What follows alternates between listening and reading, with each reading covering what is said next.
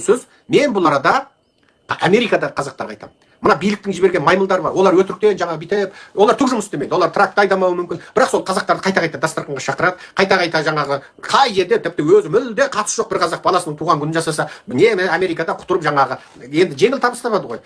Итінің туған күнін жасаса бір есек бас қазақ. Соған барып нелерің бар Әбілязов пен Серікжанда. Әбілязов пен Серікжан Біләш деген олар андатушы ғой. Шетелде жатып арандатып жатыр ғой, абайлаңдар, өздеріңді ойлаңдар деген әңгіме айтса, соның аудиолары, видеолары, фотолары, дәлел деректері керек. Немесе өздерің куәгер болатын болсаңдар, өздерің тіке, я өстіп айтты, біз бармыз деп өздерің куәлік жасаңдар. Америкада куәлік, өзің аты жөніңмен шыққан куәлік сотта қаралады. Жалпы Америкадағы Қазақстан үкіметінің агенттерін тазалайтын кез келді. Америкадағы Қазақстан үкіметіне жұмыс істейтін, Қазақстан үкіметінің агенттерін тазалайтын кез келді.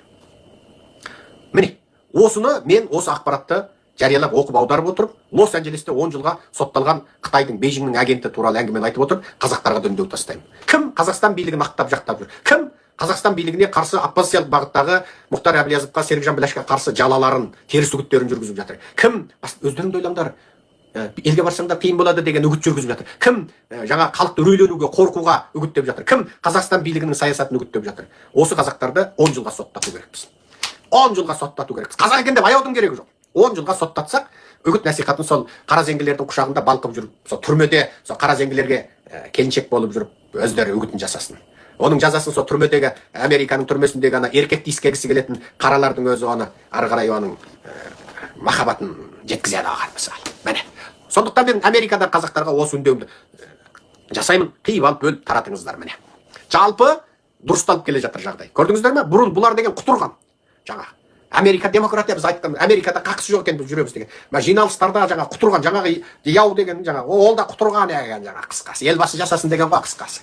Неше түрлі тәсілменен жиналыстар ұйымдастырып, туған күн арақ ішіп отырып, жаңа қарсыларды ауашалап, оқшаулап, онда нең бар онда, тыныш жүрсеңші деген әңгіме айтқан. Енді міне, онысын енді түрмеде айтатын болып отыр. 10 жыл түрмеде отырған. Қор болды.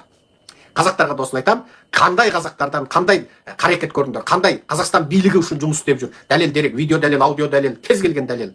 Немесе өздерің бізге куәлік етіңдер. Я мен куәлік етемін осындай деп үгіттеуді насихаттады.